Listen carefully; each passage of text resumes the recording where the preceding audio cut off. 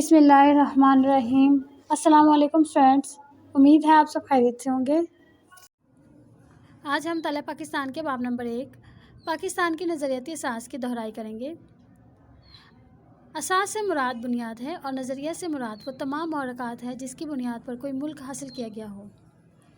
Students, اس باب کے مطالعہ کے بعد آپ اس قابل ہو جائیں گے کہ آپ نظریہ کی اصطلاح کی تعریف بیان کر سکیں، نظریہ پاکستان کے اہم ماخذ سے واقفیت حاصل کر سکیں، ہندوستان میں اسلامی دور حکومت کے دوران اسلام کی بنیادی اقدار، مسلمان مصلحین اور سماجی اور ثقافتی حوالے سے نظریہ پاکستان کی وضاحت کر سکیں۔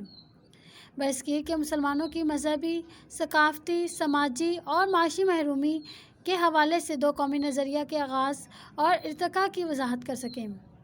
علامہ محمد اقبال اور قائد اعظم محمد علی جناح کے ارشادات کی روشنی میں نظریہ پاکستان کی وضاحت کر سکیں۔ اسٹوڈینٹس، ہر قوم اپنا مخصوص نظریہ حیات رکھتی ہے۔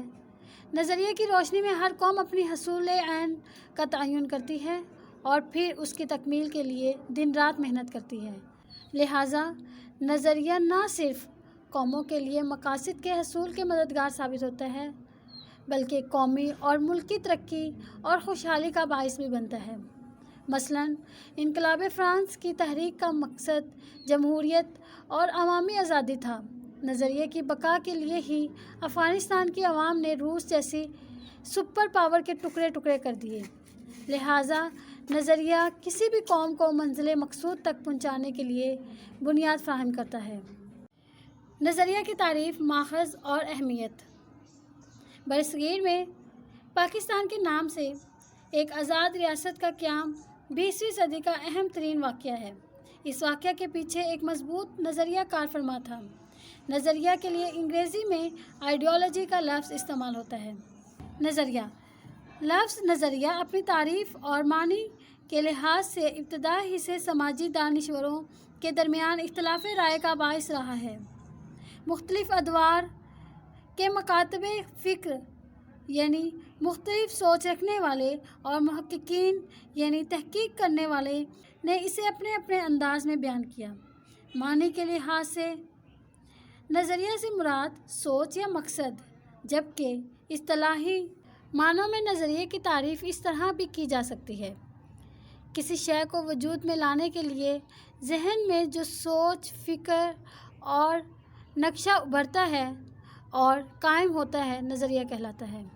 کسی بھی مقصد کے حصول کے لیے بنایا گیا فکری خاکہ نظریہ کہلاتا ہے۔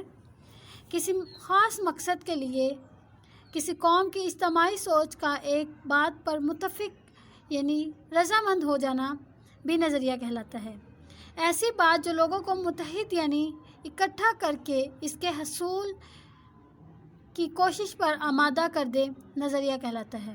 اسٹوڈینٹس، ان تمام تعریفوں کو ملا کر نظریہ کی یہ تعریف بنتی ہے: نظریہ سے مراد ایسا ضابطہ یا پروگرام ہے جس کی بنیاد فلسفہ اور تفکر پر رکھی گئی ہو اور انسانی زندگی کے مختلف پہلوؤں مثلاً سیاسی اور معاشرتی اور تہذیبی مسائل کے حل کے لیے کوئی لائحہ عمل بنایا گیا ہو۔ اسٹوڈینٹس، یہ نظریہ کی تعریف ہے اور آپ نے اسے اچھے سے ذہن نشین کر لینی ہے۔ نظریہ کے ماخذ۔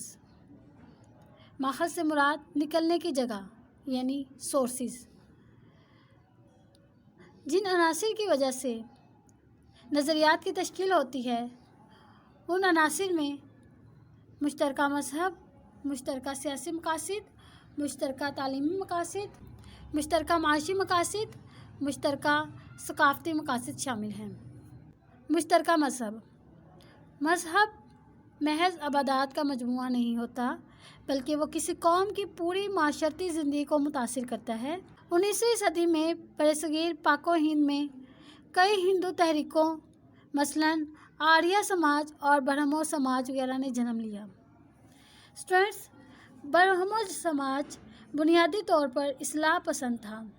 برہمو سماج مغربی ثقافت اور فلسفہ پر یقین رکھتا تھا، جبکہ آریہ سماج بنیادی طور پر حیات نو تھا، اور آریہ سماج نے مغربی ثقافت کو مسترد کر دیا اور صرف ہندوستانی ثقافت کو تسلیم کیا۔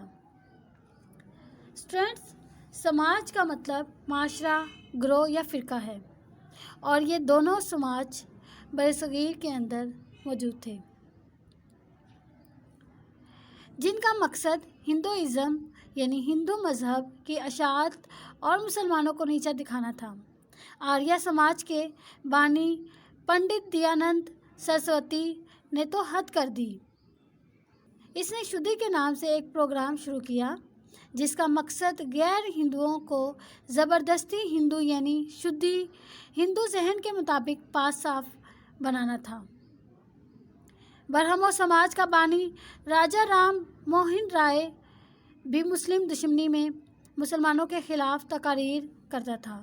کانگریسی دور حکومت 1937 تا 1939 نے اس خیال کو مزید پختہ کر دیا کہ متحدہ ہندوستان میں مسلمانوں کے لیے اپنی مذہبی شناخت اور پہچان کو برقرار رکھنا مشکل ہوتا جا رہا ہے۔ مشترکہ سیاسی مقاصد۔ مشترکہ سیاسی مقاصد کی بدولت دنیا کی کئی اقوام نے اپنی آزادی کی جدوجہد کی۔ انگریزوں کی آمد سے برصغیر پاک و ہند میں جمہوریت کا تصور ابھرا، جس میں حکومتی نمائندوں کا انتخاب ووٹ کے ذریعے عمل میں آنا تھا۔ آبادی کے لحاظ سے مسلمان برصغیر پاک و ہند میں اقلیت میں تھے، لہٰذا حکومت میں مسلمانوں کا حصہ بھی تھوڑا تھا۔